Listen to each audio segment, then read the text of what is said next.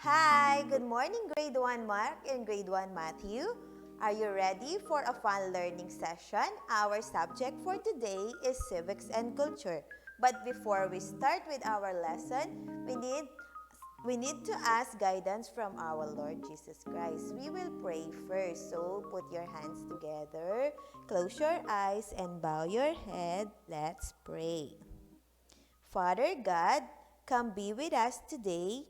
Fill our hearts with joy. Fill our minds with learning.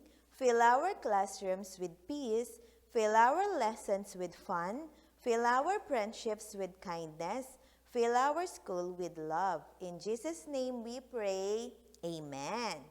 Now, our lesson for today is getting to know my school. How about you? Do you already know all about our school?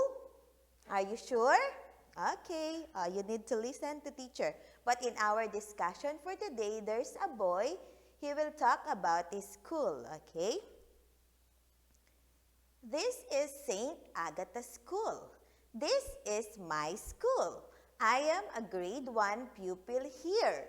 How about you? What grade are you? Very good. You are also like him. You are in grade 1, right? Grade 1 pupil in, what's the name of our school? Neverland Christian School Incorporated. Very good. Next one. My school is located at number 3, Champaka Street, Poblacion, Maykawayan City, Bulacan. Oh, the school of the boy is in Bulacan. How about your school? Very good. It is in Pampanga and it is located at Hospital Site, General Luna Street, Babosacan, Porac, Pampanga. Okay. Next one. Look at my school. It is big and wide. There are plants and trees around, just like here, right? There are plants and trees in our school also. Next, it has many classrooms. There are many pupils studying here from kindergarten up to grade 6. In our school, it is from nursery up to grade 7. Okay. Next, there are plants and trees around the school campus. There are benches under the trees where pupils can sit and study their notes. Look at that. That's benches, okay? So that's a bench and they can sit there and study their notes before the exam like that.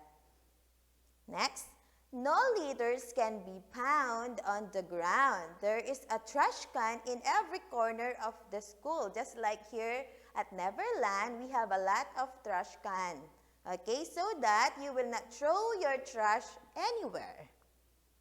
Next, the pupils know where to throw their trash. Our school is clean and orderly, just like the Neverland Christian School. Next one, going to school is important. Here, children like me learn to read, write, count, and express ourselves. Just like here in our school, you learn how to read, write, count, and also good behavior, right? Next one, we are also taught with good manners, right conduct, and attitudes. Just like what I told you a while ago, you learn a lot in our school also with your attitude or good behavior. Next, to sum up our lesson or the summary of our lesson for today, the school is a place for learning, okay? Because in school, you learn how to read, write, count, and express yourselves. And then children like you who go to school are called pupils, okay? You are pupils. Next one.